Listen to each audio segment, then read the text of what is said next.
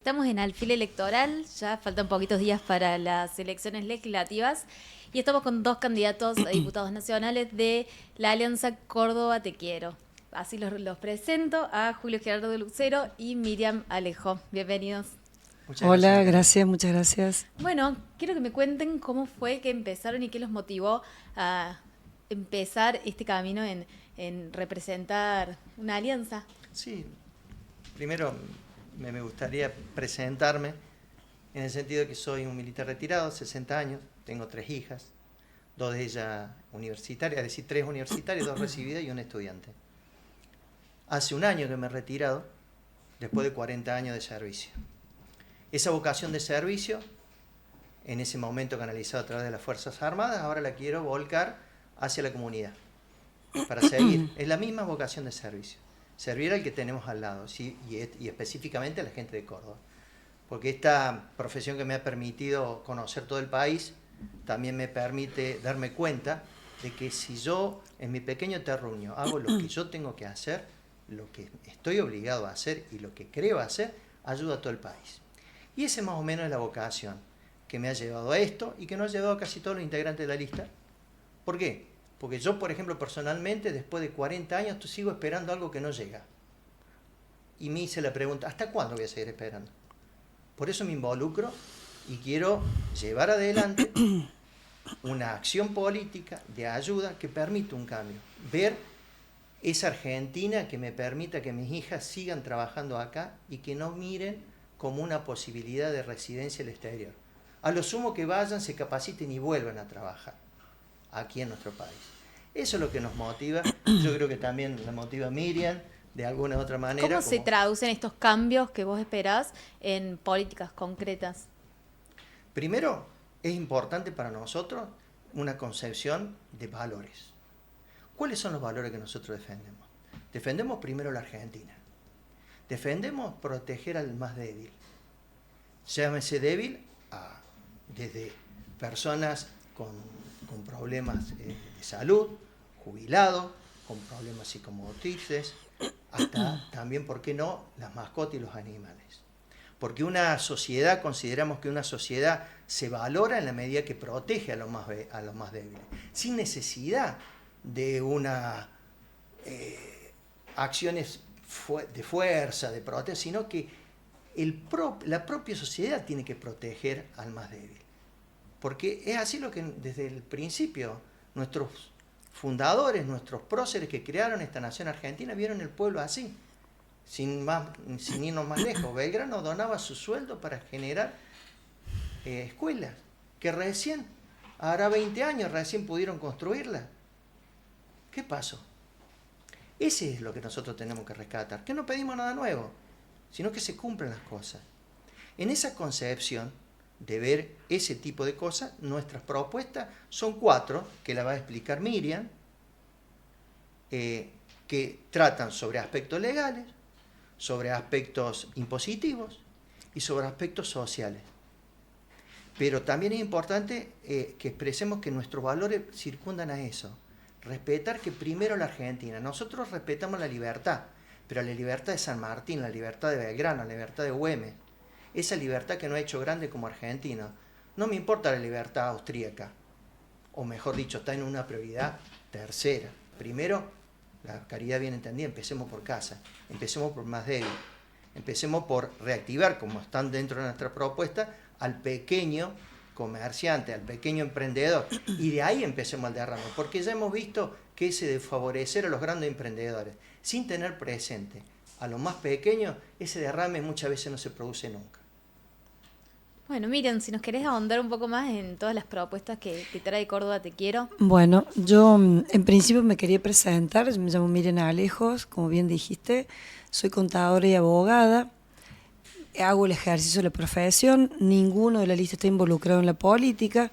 Nuestro interés en esto era ver, de poder modificar algunas cosas que vienen absolutamente olvidadas y que vienen distorsionándose la canalización del ingreso público hacia sectores en donde que se desperdicia.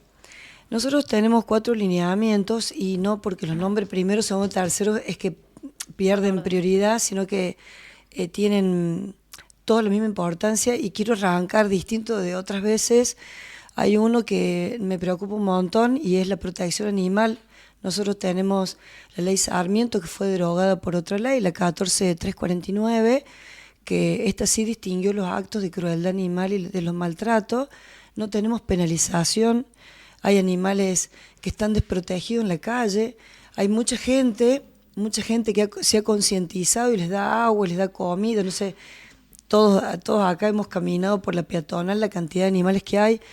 Entonces se nos ocurrió crear una fiscalía para que reciba denuncias directas de actos de crueldad o maltrato animal, como así también una línea así replicando la Fundación Meyer, que lo hizo en electricidad, que previno un montón de riesgos eléctricos, porque todos sabemos que tuvo un familiar que murió así. Entonces también que haya una línea que reciba denuncias anónimas de maltrato y que podamos penalizarle y que las penas no sean escarcelables como hoy es una liviandad. Tuvimos una oportunidad histórica en el 2015 con la reforma del Código Civil de descosificar los animales y no lo hicimos. Entonces yo creo que es hora de que nosotros como sociedad ya nos hagamos cargo de esto. Esa es una. El otro lineamiento es el garantizar la vivienda única, como el artículo 14 bis de la Constitución lo dice, que nunca, lo último que tenemos fue el FONAVI. No hay créditos blandos, que los créditos blandos significa con tasas de interés que sean especializadas, bajas para la gente pueda acceder, y algo muy importante es la accesibilidad, porque vos cuando vas a pedir un crédito tenés 200 requisitos y cuando vos calificas ya se te pasó el cuarto y a lo mejor ya encontraste una vivienda que quizás no es una vivienda adecuada para el desarrollo familiar tuyo. Entonces, nos parece muy importante, como así también hemos estado recorriendo el norte de Córdoba y un montón de emprendedores pequeños de hace años, no es porque empezaron ahora, de hace años que no reciben ayuda de nadie, ni siquiera un incentivo para poderse desarrollar y subsistir. Que por allá, al lado de Cerro Colorado, nos olvidamos que estamos en la provincia de Córdoba, todavía ahí, a las orillas de San Francisco del Chañar, en el norte, que no solamente no tienen agua, sino que esta gente que cría pollos, cerdo, que eligió esa actividad porque no tiene posibilidad de otra, no le ayudamos, ni siquiera ya, digamos, como más decía, políticas públicas para el desarrollo productivo. Nada, no hay absolutamente nada, ninguna política pública, no hay un incentivo, no hay promoción de nada. Y además lo otro olvidado y que era urgente y que se suponía que se iba a llevar a cabo, que no se ha llevado, es la reforma tributaria, porque todos sabemos que los empleos clandestinos no han disminuido. Hay un 50% de empleo informal y lo sigue habiendo, y se suponía que con la ley de bases éramos nosotros los abogados, éramos la fábrica de juicios, que no es así. Y hoy sigue habiendo clandestinidad, o sea, no solucionó absolutamente nada de eso. Entonces ahí sigue siendo lo eterno olvidado, todos los temas que están relacionados a la gente, el pueblo en general. No le trasladamos, no llega, los recursos que tiene el Estado no llegan verdaderamente a donde tienen que llegar. Nos pasamos con discusiones eternas en el Senado, eternas, gritos. Creo que no hay que gritar, es muy fácil, hay que saber canalizar. ¿Tienen alguna propuesta o reforma ya vista para plantear todas estas temáticas que...? Yo personalmente la reforma tributaria la tengo prearmada, e inclusive se nos han ocurrido muchas ideas para el tema de la vivienda y de la protección animal, te las dije ahí, sí. Te las enumeré, que ya, digamos, a eso va a apuntar puntualmente nuestras acciones. Nuestras primeras acciones. Hay otras cosas, digamos, pero la materia un poco más urgente para nosotros son esas 4. Bien. Específicamente para reflotar a estos pequeños comerciantes, que es lo más urgente, los más necesitados, siguiendo la premisa. Como también demostrar que una de nuestras premisas también es que el Estado está al servicio de la sociedad, no al revés. estamos escuchando mucho el Estado presente, el Estado grande, el Estado depende de la sociedad. La sociedad está antes del Estado. El Estado no puede tener vida propia. Y a veces lo estamos cosificando y parece que fuera algo totalmente ajeno a las necesidades del pueblo. Y eso es lo que nuestros votantes son nuestros jefes. No es la gente de Buenos Aires, no es el que me puso en la lista, no es el dueño del partido, el presidente del partido, o el senador o el diputado que estuvo antes. Nuestros votantes son a los que nosotros nos tenemos que referenciar. Y esa es una de nuestras premisas. Escuchar al que está y al que nos vota. ¿Y cuál sería una manera de poder involucrar más al ciudadano en esta participación? Caminando, estando disponibles. Lo que venimos haciendo. Hemos estado haciendo muchísimas campañas en la calle. Yo he escuchado gente hace aproximadamente unos 5 o 6 meses que venimos escuchando gente del norte. Todo el mundo tiene las mismas necesidades históricas, todos. Y lo que quería destacar también, para no por ahí aburrir, es que nosotros, y destaca porque es importante, ninguno de nosotros se ha hecho en la política, ninguno de nosotros ha vivido de la política. Nuestra única intención es poder sumarle a la Argentina, sumarle todas estas cosas que lamentablemente como sociedad estamos abandonando.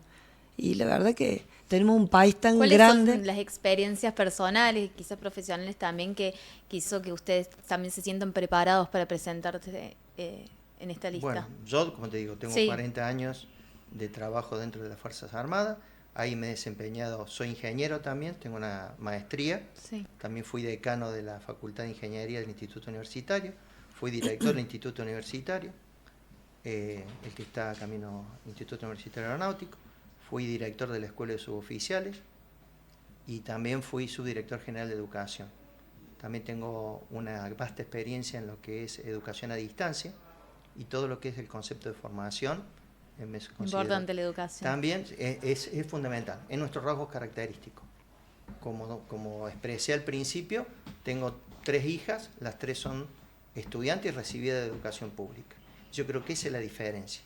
Y esa educación pública también considero y consideramos que tiene que ser demostrada, es decir, cada integrante que trabaja o que estudia en una universidad pública tiene la obligación, no le tengo que pedir yo, tiene que sentir la obligación moral de decir qué hice con cada una de la plata.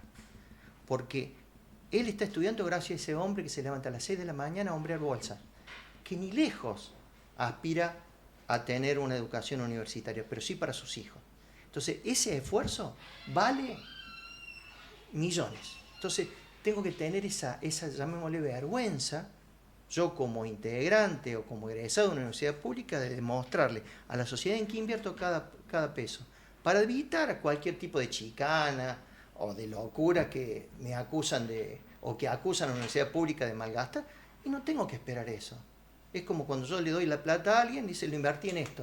Me tiene que quemar eso, tengo que sentir mal si no expliqué a dónde voy la plata. Y yo a veces veo que no está generalizada esa actitud. A veces vemos que en algunos lugares se sientan con cierta omnipotencia de no dar explicaciones porque tienen autonomía. La tienen y se la merecen y está bien que tengan. Pero ellos también tienen que tener ese don de gente, eso que lo estudiamos o lo vemos en nuestra casa, de explicar qué hiciste. Si yo te di plata, me recibí un montón de esfuerzo. Mi papá me pagó mi estudio, ¿cómo no le voy a decir me recibí acá todo? Esa es la actitud que nosotros, que no estamos hablando de nada nuevo, son cosas que hay que llevar a la práctica. Ese sentido común, a veces que es el más escaso de los sentidos, es lo que nos motivó a presentarnos. Sí, yo en mi caso, yo quedé viuda muy joven con 2 hijas y las eduqué. Hoy una es abogada y la otra tiene una empresa. Tengo nietos y por ellos más que nada, y por ello y porque observo que paulatinamente hemos ido degradando algunos valores de sociedad, y también lo observo desde la profesión, desde este costado social que tiene el derecho. Yo tengo una primera carrera que es licenciada en Kinesiología y Fisioterapia, que ejercí muchos años, y posteriormente me recibí las otras 2 carreras. Hice una especialización en Derecho Laboral en la Universidad Nacional de Córdoba, y ese costado social que nos da el derecho a los abogados, en donde contrario sensu nos humaniza, porque a veces escucho que nos tienen miedo, somos un mal necesario, me han dicho. ese costado social que a mí particularmente me humaniza.